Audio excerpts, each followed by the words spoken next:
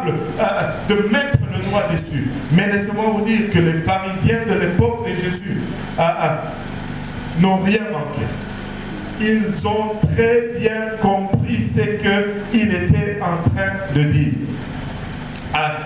C'est pourquoi ils ont essayé de le lapider. Il y a un chapitre très intéressant, le chapitre 8 du livre de Jean. Jésus est en train de faire une conversation avec les pharisiens. Ça va, ça vient, ça va, ça vient. On lui pose une question, il répond. Ils ne sont pas contents. Ils veulent tourner l'affaire dans un sens. Très intéressant. Regardez un peu avec moi Jean chapitre 8. On va commencer par le verset 1, on va sauter de temps en temps. Jean chapitre 8 à partir du verset 1. Jésus se rendit à la montagne des Oliviers. 2. Mais dès le matin, il alla de nouveau dans le temple et tout le peuple vint à lui. S'étant assis, il les enseignait. 3. Alors les scribes et les pharisiens amenèrent une femme surprise en adultère. Et la plaçant au milieu du peuple, il dit à Jésus, « Maître, cette femme a été surprise en flagrant délit d'adultère. » 5. Moïse dans la loi nous a ordonné de lapider de telles femmes. Toi donc, que dis-tu? 6. Il disait cela pour l'éprouver, afin de pouvoir l'accuser. Mais Jésus, s'étant baissé, écrivait avec le doigt sur la terre. Fais une pause là. Regardez un peu l'ironie du sort ici, ou le manque d'honnêteté ici. C'est un scribe amène une femme prise en adultère. Il l'amène devant le Seigneur et lui dit, on l'a pris en adultère. Selon la loi de Moïse, nous devons la lapider. Maintenant, toi, qu'est-ce que tu nous dis? Et la première des choses que je voudrais souligner ici, je ne pense pas que l'adultère, c'est un péché dans lequel on se retrouve seul. Allô? Où est l'homme? Il s'est échappé.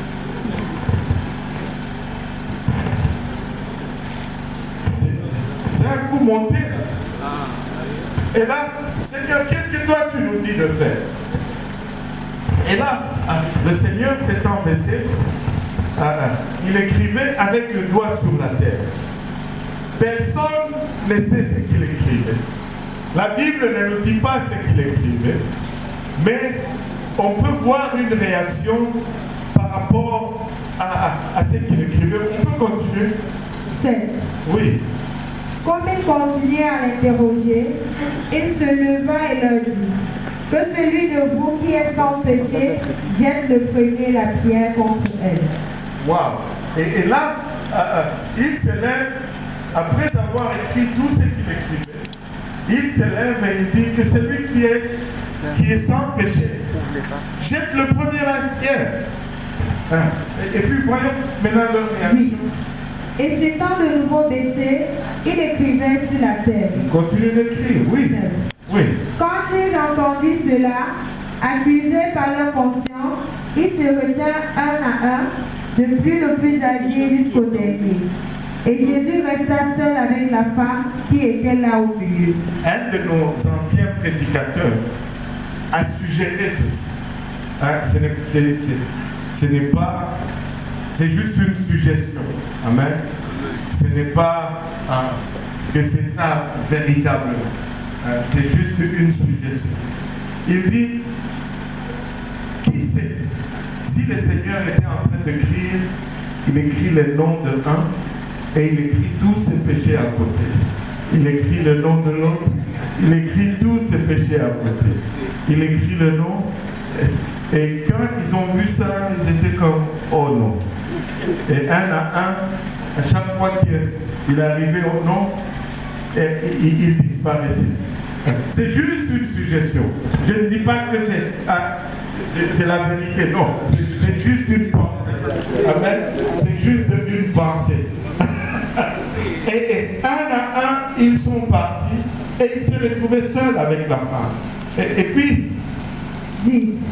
Alors, s'étant relevé et ne voyant plus que la femme, Jésus lui dit, Femme, où sont ceux qui t'accusèrent? Personne ne t'a-t-il condamné? Elle répondit, Non, Seigneur. Et Jésus lui dit, Je ne te condamne pas non plus. Va et ne pêche plus. va et ne pêche plus. Jésus pardonne, mais il ne s'arrête pas là.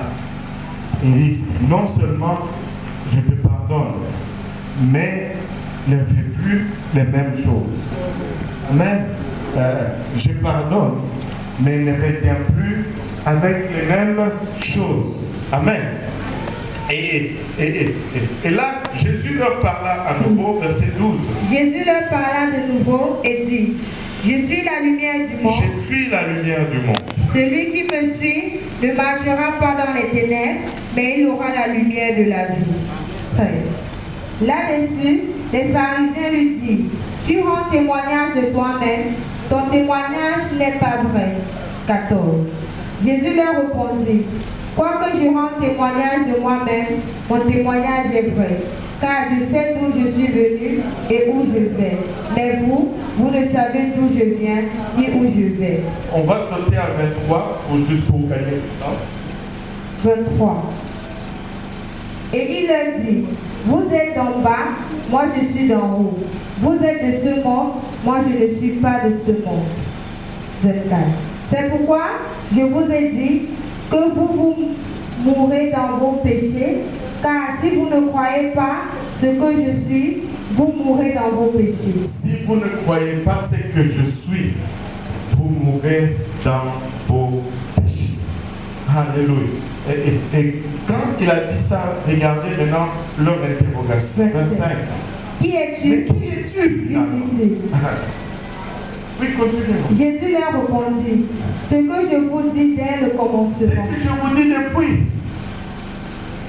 Je suis. Et on continue.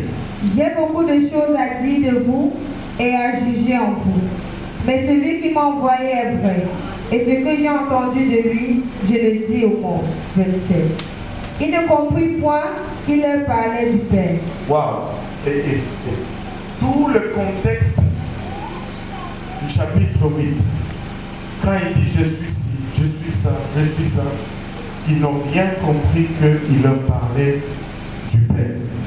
Jésus était en train de leur dire c'est moi qui suis, c'est moi qui suis.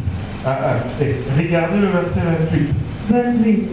Jésus donc leur dit. Ce verset, on devrait le souligner parce qu'on va y revenir à la fin de notre étude. Vas-y. 28. Jésus donc leur dit, quand vous aurez élevé le Fils de l'homme, alors vous connaîtrez ce que je suis. Alors vous connaîtrez ce que je suis. Et que je ne fais rien de moi-même, mais que je parle selon ce que le Père m'a enseigné. Quand vous aurez élevé le Fils de l'homme, il y a un événement qui va arriver. Et vous allez comprendre que ce que je vous dis depuis, c'est vrai. Je suis. Ego est. Mais ça les énerve encore davantage. On va sauter vers la fin du chapitre. Regardons le verset 55. 55. Et que vous ne connaissez pas, pour moi, je le connais. Et si je disais que je ne le connais pas, je serais semblable à vous, un menteur. Mais je le connais et je garde sa parole. 56. Abraham, votre père, a tressailli de joie de ce qu'il verrait mon jour. Il a vu et il s'est réjoui. Les Juifs lui disent, tu n'as pas encore 50 ans et tu as vu Abraham. Waouh, pose un peu ici. Il dit, moi je connais le Père. Et même votre père Abraham, il a vu ma naissance. Et moi je l'ai vu. Et quand il m'a vu, il a tressailli de joie. Il a tremblé de joie. Et là, les Juifs ont dit, wow, ce type, il n'a pas toute sa tête. Mais tu n'as même pas 50 ans, tu as à peine 30 ans. Abraham est mort il y a des milliers d'années. Toi, tu veux dire que tu l'as vu? Toi, là, et regardez maintenant sa réponse. 58. Ouais. Jésus leur dit, Jésus leur dit, en vérité, quand le Seigneur utilise une double locution comme ça veut dire portez attention. Ce que je vais vous dire est très important et c'est très vrai. En vérité, je vous le dis, avant qu'Abraham fût, je suis. Wow! Avant qu'Abraham fût, je suis. Maintenant, nous parlons quand même un peu le français. Si c'était juste le français, ça, ce n'était pas bien écrit. Amen. Parce que si il devait juste écrire le français, il allait dire avant qu'Abraham ne fût, j'étais. Allô? Ouais, c'est ce qu'on nous a appris à l'école, du moins. Le français, bon, c'était pas ma matière. Chez nous, on dit le français, c'est la viande d'éléphant. Tu manges un peu, tu la laisses aux autres. Tu ne peux pas tout finir, toi. C'est compliqué. Mais là, le Seigneur dit, avant qu'Abraham fût, je suis.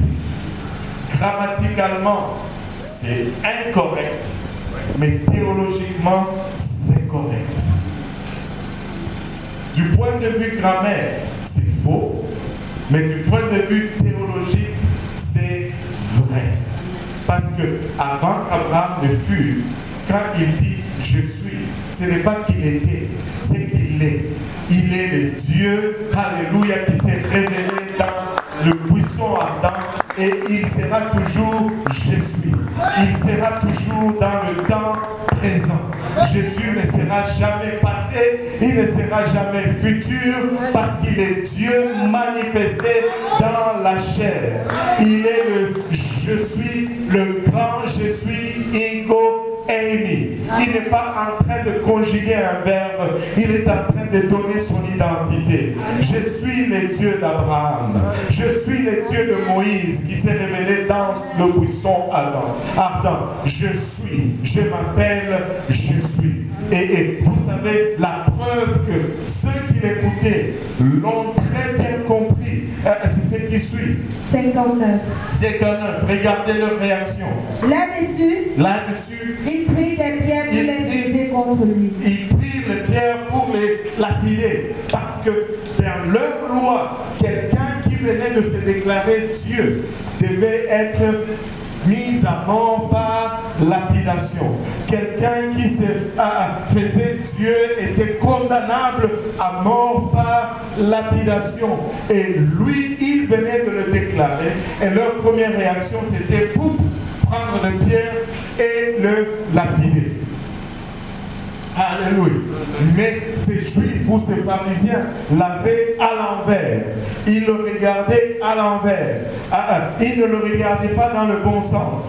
Ce n'était pas un homme qui s'était fait Dieu, mais c'était plutôt Dieu qui s'est fait homme. C'était plutôt Dieu qui s'est manifesté dans la chair. Et si seulement il avait compris, et si seulement les religieux de nos jours pouvaient le comprendre, si seulement, alléluia, nous pouvions le saisir. Là-dessus, ils prirent les pierres pour les jeter contre lui. Mais Jésus se cacha et il sortit du temple. Et il se cacha et il sortit du temple. Vous savez, son temps n'était pas encore arrivé. Son temps n'était pas encore arrivé. Et comme Dieu, il pouvait faire, alléluia, ce qu'il avait besoin de faire. Alléluia. On coupait mon micro, mais c'est pas grave. Alléluia. Alléluia. Il s'appelle Je suis. Il est le Je suis de Moïse du buisson ardent. Et c'est pourquoi ils ont voulu le lapider. Si vous croyez que je suis, si vous croyez que je suis, vous Si vous ne croyez pas que je suis, plutôt, vous mourrez dans vos péchés. Quand vous aurez élevé le Fils de l'homme, il leur dit, alors vous saurez que je suis. Et nous allons voir à la fin comment cela a été révélé à tous ces Juifs qui étaient présents. Alléluia. Il a déclaré son nom. C'était son nom légitime, son nom légal. Il a déclaré à un puits et la vie d'une femme sans nom a été transformée à jamais. Et elle avait 5 hommes dans sa vie, mais Jésus-Christ était le 7e homme de sa vie. Il a prononcé son nom pendant une tempête. Et un disciple nommé Pierre a marché sur l'eau. Et Pierre, tout épeuré, lui dit, qui es-tu? C'est toi, Seigneur. Il dit, je suis. Il dit, si c'est vraiment toi, ordonne que je marche. Et Pierre a marché sur l'eau. Alléluia. Il a prononcé son nom dans un jardin à minuit. Un bataillon entier de soldats est tombé à terre, juste comme un morceau de bois. Qui cherchez-vous? Jésus de Nazareth. Je suis. Boum, tout le monde tombe. Qui cherchez-vous? Jésus de Nazareth. Je suis. Boum, tout le monde tombe. Qui cherchez-vous? Jésus de Nazareth. Je suis. Laissez-moi vous dire que ce n'est pas le verbe être. Le verbe être n'a pas autant de puissance. Le verbe être ne fait tomber personne. Mais le nom du Très-Haut, alléluia, le nom du Très-Haut chasse les démons. Le nom du Très-Haut guérit les malades. Le nom du Très-Haut ouvre les yeux des aveugles. Le nom du Très-Haut, alléluia, est au-dessus de tout nom. Je suis, alléluia, ce que je suis. Ou des fois, je suis, qui est la forme originale donnée à Moïse par Dieu, à lui-même, portant en elle le concept d'être éternel. Quand il dit je suis, c'est parce que il est éternel, il est tout le temps présent. Vous savez, l'éternité avec Dieu, ce n'est pas que c'est longtemps. L'éternité, ce n'est pas 1000 milliards d'années. L'éternité, c'est qu'il n'y a plus d'années. Le temps n'est plus. On est soustrait à la notion de temps. Dieu n'est pas lié par le temps. Dieu est éternel parce que Dieu n'est pas lié par le temps. Qu'est-ce que cela veut dire? Cela veut dire pour Dieu, hier c'est la même chose que demain.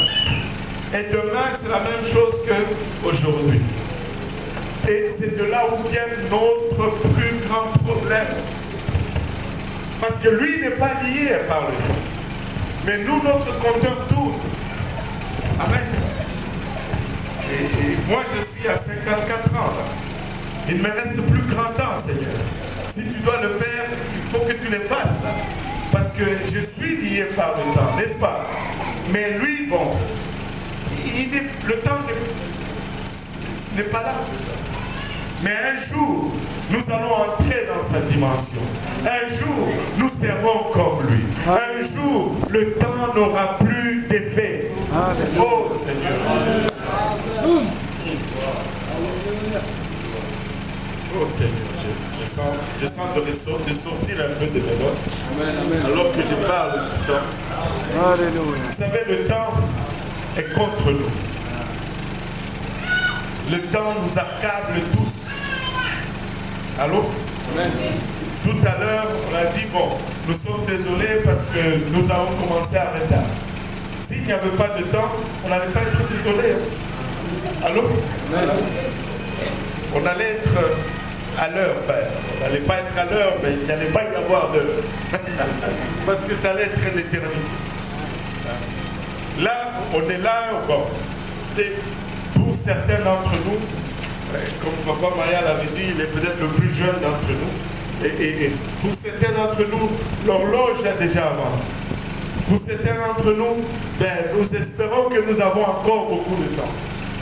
Le temps nous fait vieillir. J'ai quitté mon pays, le Congo, en 90 pour me retrouver au Canada au mois de mai 90. Et avant que je ne retourne chez nous, il s'était écoulé 20 ans quasiment. Je suis retourné pour la première fois en 2011, après avoir quitté le pays. Et quand je suis retourné au pays, tout ce que j'avais laissé avait 20 ans de plus que lorsque je les avais vus pour la dernière. Et tous ceux qui avaient comme moins de 20 ans, je les avais jamais vus. Pouvez-vous vous imaginer un peu le choc que j'ai eu? Quand j'ai quitté, mon père était dans la cinquantaine. Il est un homme fort, vigoureux. Et quand je rentre, il avait déjà atteint ses 70 et plus. Et cet homme qui était fort, de qui tout le monde dépendait dans la maison. Maintenant, il avait besoin d'aide. Et on devait venir à son secours. Le temps est dur. Amen. Le temps nous accable tous. Il n'y a personne qui échappe au temps. Mais la Bible nous dit rachetez le temps. Allô? Rachetez le temps. Il n'y a qu'une seule façon de racheter le temps. Amen. Une seule façon. Vous savez, Dieu, je m'écarte vraiment, mais on va revenir. Dieu a toujours été dans l'éternité. C'est dans l'éternité passée qu'il a créé les anges. Amen. Amen. Mais quand est venu le temps de créer l'homme, avant de créer l'homme, il a fait quelque chose. Il a mis une pause sur l'éternité. Il a ouvert comme un rideau qui s'est ouvert de deux côtés. D'un côté, il y avait l'éternité passée. Et de l'autre côté, il y a l'éternité future. Et là, au milieu, il y a maintenant le temps. Et c'est dans le temps que nous vivons. Et nous espérons tous entrer dans l'éternité, n'est-ce pas? Amen. Parce qu'à un moment donné, le temps va finir et nous allons rentrer dans l'éternité. Mais pourquoi Dieu a créé le temps? Parce que le temps est tellement contre eux. Il y a une bonne raison. Vous savez, le diable a péché dans l'éternité passée. Mais parce qu'il n'y avait pas de temps, lorsqu'il a péché, il pêche, la condamnation de Dieu était instantanée. Parce qu'il n'y avait pas de temps. Mais lorsque Dieu crée maintenant l'homme, il le place dans le jardin. Il lui dit, ne mange pas de cet arbre. Parce que si tu en manges, tu vas mourir. Vous savez comme moi l'histoire. La femme a été séduite, elle en a mangé, elle a donné à son mari, qui a aussi mangé. La gourmandise, ça ne nous aide pas. Alléluia. Et là, est-ce qu'il y a quelqu'un qui se rappelle pourquoi le diable est tombé? Juste rapide. Mon temps passe. Oui, pasteur David. Oui, la pierre est renversée à cause de l'orgueil. L'orgueil. Et l'orgueil l'a poussé à vouloir se rivaliser à Dieu. Se rivaliser à Dieu. Il a voulu être comme Dieu. Il a voulu prendre la place de Dieu. Et il est tombé. Mais savez-vous, lorsqu'il est allé dans les jardins d'Éden pour induire l'homme en erreur, qu'est-ce qu'il lui a dit? Si tu manges ce fruit, tu seras comme Dieu. La même chose. Il a voulu nous entraîner sur son chemin. Et pour lui, il se disait, quand l'homme va manger ce fruit, Dieu va le condamner. Et ça va être fait. Mais l'homme mange le fruit et Dieu vient. Adam! Le diable est là. Oh, ça va chauffer maintenant. Ça va barder. Rien n'arrive. Adam, où es-tu? J'ai entendu ta voix, j'ai eu honte, je me suis caché. Mais est-ce que tu as mangé de l'arbre dont je t'ai dit tu n'en moi je réponds. Qu'est-ce qu'Adam a répondu? Qu'est-ce qu'il devait répondre en principe? En principe, il devait dire oui, j'ai mangé. Mais lui, qu'est-ce qu'il dit? La femme. Il blâme d'abord la femme et puis il blâme Dieu. C'est toi qui l'as mis à mes côtés. Elle m'en a donné, Seigneur, j'allais manger. Et là, Dieu se tourne vers la femme. Il dit, mais pourquoi tu as fait ça? Et elle aussi dit, ben, c'est le serpent qui m'a servi. Et puis Dieu les regarde et dit, bon, ok, on va faire quelque chose. Venez avec moi. Et là, dans le jardin, Dieu prend un animal. Il tue l'animal. Et il enlève la peau. Il dit, voici comment on va couvrir vos péchés. Et là, le diable, mais non, c'est pas juste. Il devait être frappé tout de suite. Mais non, diable, on n'est plus dans l'éternité. On est dans le temps. Ils ont le temps de se repentir. Ils ont le temps de... La seule façon que tu peux racheter le temps, c'est lorsque tu donnes ta vie au Seigneur. C'est lorsque tu te répands de tes péchés. C'est lorsque tu te fais baptiser au nom de Jésus-Christ. C'est lorsque tu reçois son esprit avec l'évidence de parler. C'est la seule chose qui rachète le temps. Et c'est la seule raison pourquoi Dieu a créé le temps. Alléluia. Les anges ont désiré plonger un regard dans cela. Mais il leur a été dit que ce n'était pas pour eux. Parce que c'est pour vous et pour moi. Rachetons le temps aujourd'hui. Alléluia. Il faut racheter le temps.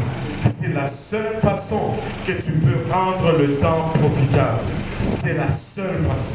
Autrement, le temps est contre. Il est contre. Alléluia. On va fermer cette parenthèse de temps. On va retourner à notre Seigneur Jésus-Christ. Que tout le monde dise je suis. Je suis. Alléluia. Gloire au nom de Jésus. Je suis. C'est la forme originale. Et il va toujours être je suis. Parce qu'il sera toujours présent. Dieu n'est jamais au passé. Dieu n'est jamais au futur. Mais il est toujours présent. Parce qu'il est toujours là à l'heure, en fait, si je peux le dire de cette façon. Alléluia. Quand on le regarde dans l'hébreu maintenant original, dans les écrits de Juifs, ce nom de Dieu était composé juste de 4 lettres. Y-H-W-H. Que nous lisons aujourd'hui, que nous disons Yahweh ou Jéhovah, ainsi de suite. Ces noms viennent de 4 consonnes et ces consonnes sont prononcées comme suite en hébreu Yod, He, Va, He. Yod, He, Va, He. Et en hébreu, on appelle ces 4 consonnes des tétragrammes. C'est le nom suprême de Dieu.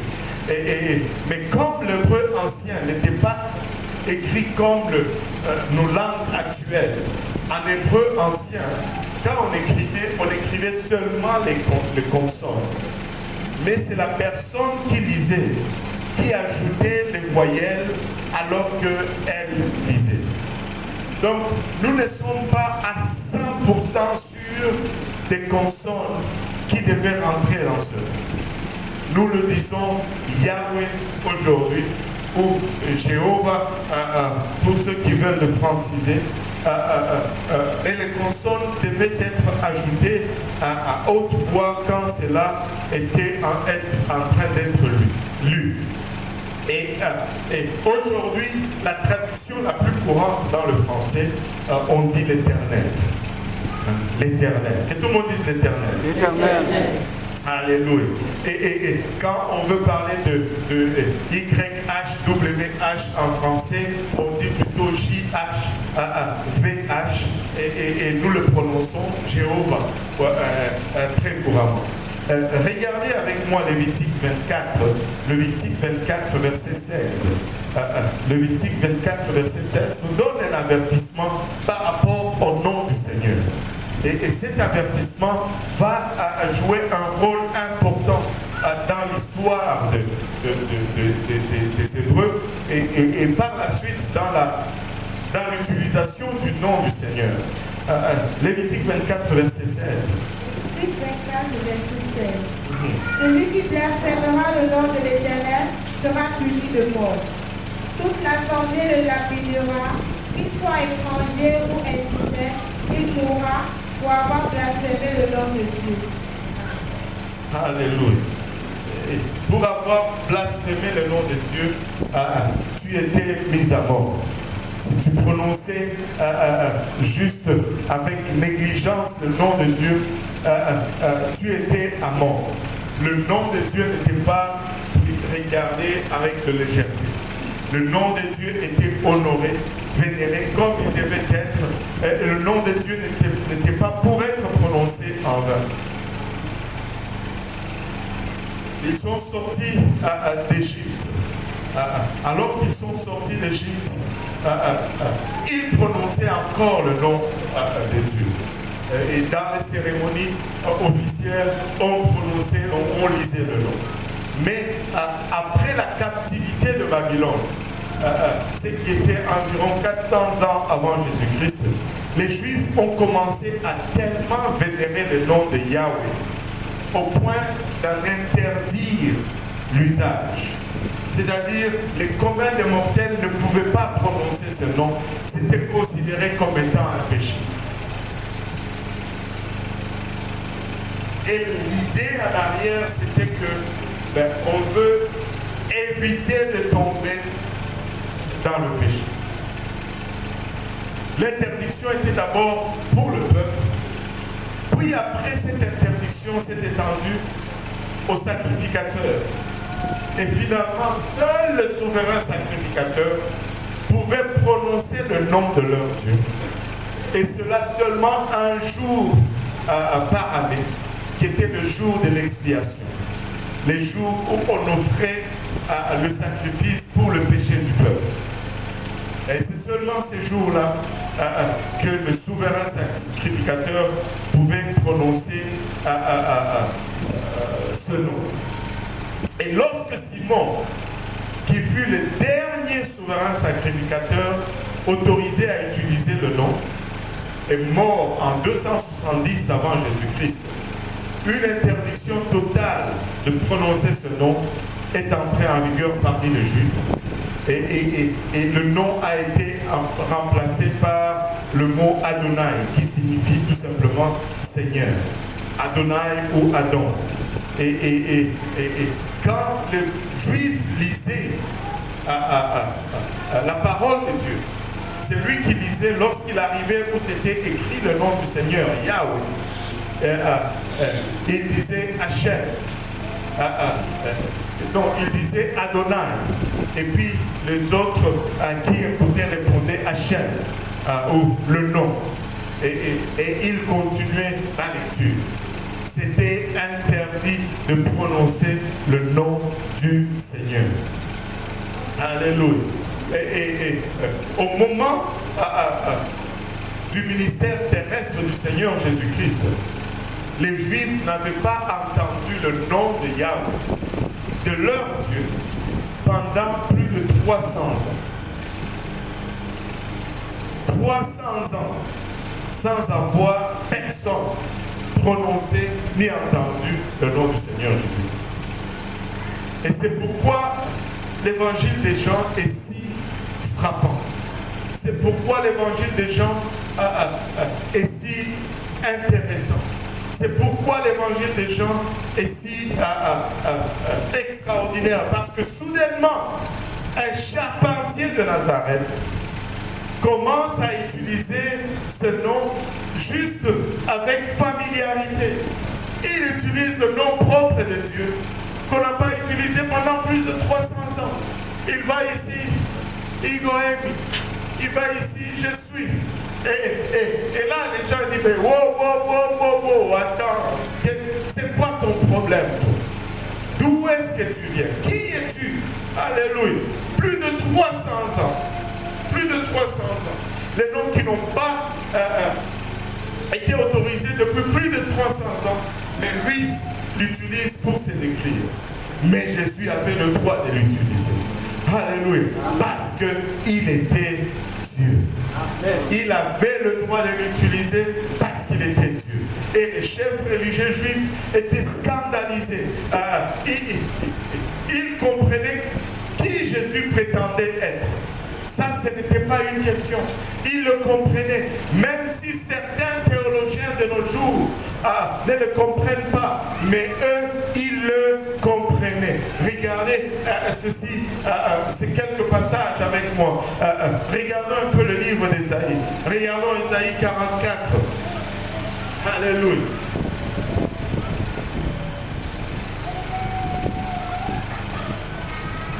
Ésaïe 44, 6, verset 6. Pardon. Isaïe 44, verset 6. Ainsi parle l'Éternel, à Israël et son Rédempteur. Et son Rédempteur. L'Éternel des armées, je suis le premier. Je suis le Et premier. je suis le dernier. Et je suis le dernier. Et en moi, il n'y a point de Dieu. Il n'y a point d'autre Dieu que moi. En moi, il n'y a point de Dieu. Et pour ces théologiens juifs, ils savaient qu'il n'y avait qu'un seul Dieu. Et que si Jésus s'est déclaré Dieu, il était en train de dire qu'il était ce seul et unique vrai Dieu. Parce que hors de lui, il n'y a point d'autre Dieu. Lis-moi le verset 8. Oui. N'ayez pas peur. N'ayez pas peur. Et ne tremblez pas. Ne tremblez pas. Ne te laisse pas dès longtemps annoncer et déclarer. Vous êtes mes témoins. Vous êtes mes témoins. Y a-t-il un autre Dieu que moi? Y a-t-il un autre Dieu que moi? Il n'y a pas d'autre rocher. Il n'y a pas d'autre rocher. Je n'en connais pas. Je n'en connais point. Savez-vous, il y a un chant qu'on chante souvent à Montréal. Je ne sais pas si vous la chantez aussi ici. Jésus est le rocher de ma vie. Jésus est le rocher de ma vie. Jésus est le rocher de ma vie. Jésus est le rocher de ma vie. Oh, Jésus a dit il est le rocher. Mais le Dieu de l'Ancien Testament me dit ici, il est le rocher. Avons-nous deux rochers? Non, non, non, non. Nous n'avons qu'un seul rocher. Il est le même. Il est le Dieu de l'Ancien Testament. Amen. Amen. Oh, verset 24. Le même chapitre. 24. Ainsi parle l'Éternel, ton Rédempteur, celui qui t'a formé dès ta naissance. Moi, l'Éternel, j'ai fait toutes choses. Seul, j'ai déployé les cieux. Seul, j'ai étendu la terre. Par moi-même, il dit, j'ai fait toutes choses par moi-même. Parce qu'il n'y a pas d'autre Dieu pour l'aider. Et si Jésus va être un Dieu, il va être ce seul et unique vrai Dieu. Ésaïe 45, le chapitre suivant, 45, verset 5. 45, le verset 5. Je suis l'Éternel, et il n'y en a point d'autre. Il n'y en a point d'autre. En moi, il n'y en a point de Dieu. Alléluia. J'étais saint avant que tu me connuses. Tu sais, il dit, je suis Yahweh. Et il n'y en a point d'autre. Et quand Jésus dit Yahweh, il se réfère à lui comme Yahweh. Il est en train de dire que je suis celui-là. Verset 18. 18. Car ainsi parle l'Éternel, le Créateur des cieux, le seul Dieu, qui a formé la terre, qui l'a faite et qui l'a